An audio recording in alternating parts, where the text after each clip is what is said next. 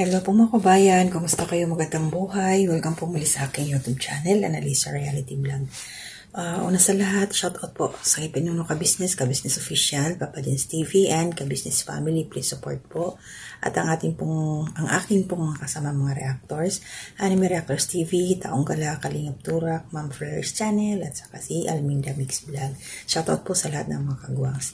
Maraming salamat po sa patuloy na suporta ninyo, may silent viewers, new subscribers, mga nagla-like, nagko-comment, at nag-share po. Thank you sa inyo. So, hindi po muna ako magsa-shoutout. So, ngayon po yung quick reaction lang po tayo. Patungkol po dito kay Bong. Ito yung time na pumunta doon sila Pinuno Ka-Business kila Sandra. So, mayroong bisita sila Sandra doon na hindi inaasahan. Kasi ang plano nila Pinuno kung bakit sila nagpunta doon ay para nga si Nanay Mercy na masamahan sila doon sa tatay ni Sandra para pag-usapan yung mga patungkol sa mga bata na sa pag-aalaga. Kumbaga, para maging legal kasi gusto nga itong tulungan nila Pinuno Ka-Business. Yung mga kapatid ni Sandra, silang tatlong magkakapatid para makapag-aral. Pero syempre wala doon, hindi natuloy. Pero yun. So masasabi ko, pinagtagpo ba sila Bong at saka si Jinky? So, siguro, para ako na rin ang sumagot, ganun na nga siguro yun. Kumbaga hindi inaasahan. Okay? So, pero dito, syempre nagkatuwaan. So, nakita ko yung ugali ni Jinky. So, first time lang, no? Sa bagay, nanonood siya lagi. Or hindi man siya updated. Alam niya yung background ni Bong. Alam niya kung sino si Bong. Hindi siya nailang. Kasi nagkita na nga ito sila noon. Nung may karinderya pa sila Nanay Mercy sa vlog ni Papa Dins TV. So, ito naman, ayun, naging okay na, nagkausap na. So, sa madaling salita, hinatid nila si Jinky doon kung saan siya nakatira. So, alam nila Pinuno. So, hanggang hatid lang muna sila. And then, uwi na. So, ito sinundan nung kasi hindi kasama si Mrs. Ka-Business, di ba?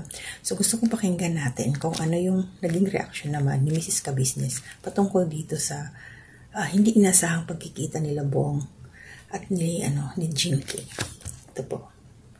Okay, so ano ang masasabi mo at siguro mga mahalagang bilin, ikaw, anong thoughts mo about dito sa nangyayari ngayon kay Kuya Bong? Mahalaga yun bilang isang nanay at mapakinggan ng anak natin yung mga mahalagang bilin ng isang nanay. Lalo na sa panliligaw, siyempre. Ngayon, naobserbahan ko na dun, naobserbahan, magandang maga po muna mga business, sorry po. Ang na-observe ko dun sa video natin kahapon sa vlog nyo is sobrang, actually po mga ka-business, hindi talaga yun ang punta nila dun eh. Pakay, hindi talaga. As in, bakit kaya nagkatagpo si Bong at saka yung babae? Ngayon, siguro, nandiyan na rin na itaas na sa pagkakataon na ay magkaupang palad sila ni Jinky, di ba? Ngayon, ang observation ko doon at nakakita ko sa mga mata ni Jinky ay positibo naman. Positibo na kasi nung una nagpaalam kayo na pwede siyang manligaw. Kasi sa mga ganung babae, kapag hindi pwede at ayaw na siya iligawan at kung meron siyang boyfriend, sasabihin agad na ay hindi pwede, may boyfriend na ako, may asawa na. At saka yung Opo, tama yun. Kasi syempre, babae. Tulad ko, babae din ako. Kasi tayo mga babae, pag unang tingin pa lang natin sa mga lalaki, kung ayaw talaga natin, parang gagawa tayo, parang maila, parang, basta hindi mo siya gusto. Diba? Gagawa ka ng paraan na, kumbaga, iiwasan mo siya. Pero nakita natin sa mga mata ni Jinky na okay siya. pronto yung vlog na yun, Walang walang plano, walang, as in, impronto. Kung ano na yung nandoon, yun na yun. Yun nga eh. Pati nga pag-adjust ng electric pan ni Estong na tamaan ka ng break. Kasi sabi ko sa kanya, ibaba. Kinuha yung electric pan, gustong iuwi. Na-starstruck din si Estong kay Jinky. Hindi niya alam, nataranta din siya. Umbaga, parang siyang, basta, nandun siya, parang nagpanik na, siguro, parang siyempre nagulat na din, or basta yung mga emotion nila nakakatawa. Tawang-tawa ko habang pinanonood ko, lalo si Pinuno Ka Business nung time na sinabi ni Jinky na tumabi ka dito, Bong. Tapos yung nagtanungan sila kung bakit masaya. Si Bong nagtanong si Jinky, syempre nandoon daw siya. Grabe, tuloy natin. At saka, nabalitaan ko din, hindi siya tumanggi pa eh, di ba? Yes. Nakita ko na hindi siya tumanggi, hindi siya, ayoko nga. Hindi, di ba? Saka hindi siya ilang kay Bong, ha? Oo, wala. Siya pa ang nagsabi na, Bong, dito ka po sa tabi ko. Oo, wala siyang artifactor. Wala po. Wala siyang meron kasi ibang babae na Hindi ko naman siya may artifactor na agad. Pag nakita yung itsura mo, At saka yung kalagayan mo. may arte na yan. Yes. Siya wala eh. Para bagang tinitingnan yung iyong katayuan sa buhay. Saka yung itsura. Oo. Yun ang nakita ko din sa kanya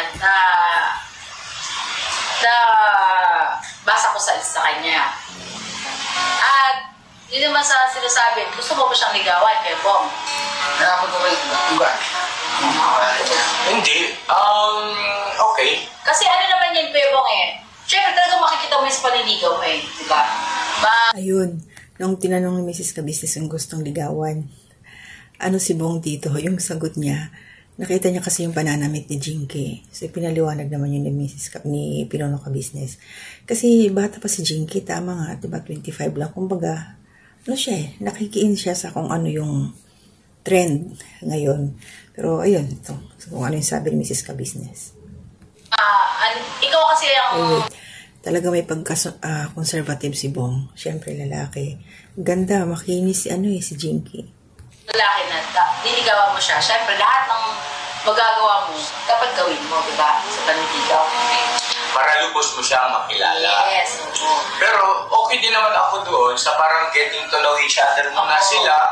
At saka ka naman ligaw kapag kalimbawang lubos mo na siyang kilala. Kaya lang, sa akin lang, time is cool. Hindi natin masasabi. Diba? Yun lang naman. Yan ang realidad. Yung sinasabi ko ay hindi yan hindi yan yung ikaw nga ay paligoy-ligoy na usapan. Totoo yan. At ito, Bong, nilalagay ko yung sarili ko sa iyo. Kung ako ang nasa katayuan mo, ay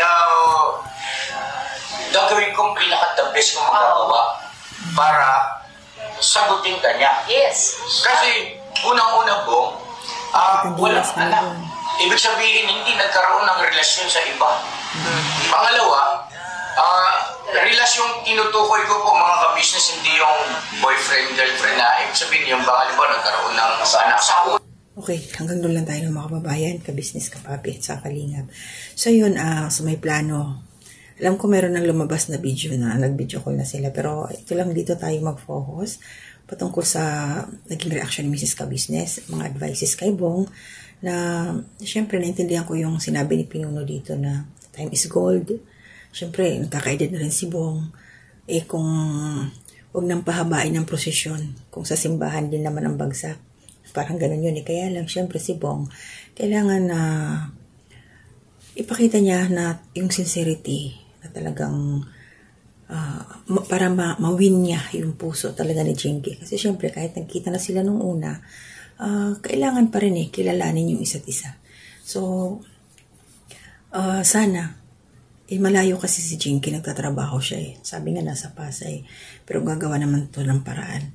Kailangan talaga kasi nga, time is maliban sa time is gold, life is short. Diba? So, may mga abangan po tayo patungkol dito kay Bong. Salamat kila Mr. and Mrs. Ka Business dahil yung pangunawa nila lahat-lahat para kay Bong na yung eagerness din nila na magkaroon din ito ng sarili niyang pamilya. Kaya kung bakit nandiyan ngayon si Bong sa Ka Business House, ayun ay para mas maano pa siya, maturuan, mai-guide. Shoutout kay Istong dahil ayan, tumutulong siya kay Bong sa pangungusina. Talagang ginagabayan din niya ito.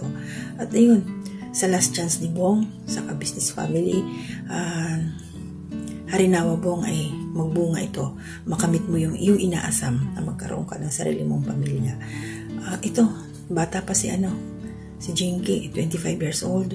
Ito yung hinahanap mo siguro buong na sabi mo nga marunong sa bahay, baka si Jinky na yung kasagutan. Pero syempre, maging masigasig ka. Pakitaan mo, ayusin mo yung basta lahat ng ang tawag dito. Makikita ni Jinky sa'yo sa bagay, nakikita ka rin naman na sa mga vlog. So, kilala na niya yung mga galawan mo, kung paano ka. So, yun na lang, kung ano man yung mga, pakinggan mo siya. Sana magkausap kayo ng heart to heart na magkaharap, kasi iba yung tawag at saka magkaharap talaga.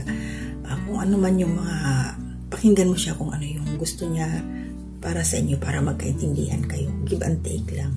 So, naniniwala naman ako na nandyan lang ang business family na gagabay sa inyo, lalo na sa iyo, Bong. So, good luck. Pag-pray natin mga kabayan, ka-business ka-papi, kalingap ito si Bong, na matuloy ang kanyang mag-ring the bell, mapunta sila sa inaasam natin para kay Bong. Siyempre, walang ibang nakakaalam nun, kundi ang nasa taas lang. Kung talagang silang dalawa, naman ang mangyari, silang dalawa pa rin. So, yung unang moves, hindi natin alam kung yun na yung God's will talaga. Nagkatagpo sila doon sa hindi naasahang lugar kila Sandra. So, yun lang po yung sa akin. Maraming salamat sa patuloy na support na ninyo sa aming lahat. Individually po, wala po muna akong shoutout. Basta maraming salamat po sa inyo. At lalong-lalo po sa hindi ninyo pag-skip ng ads. Thank you po. Banat lang po tayo. Hanggang dito na muna. To God be the glory.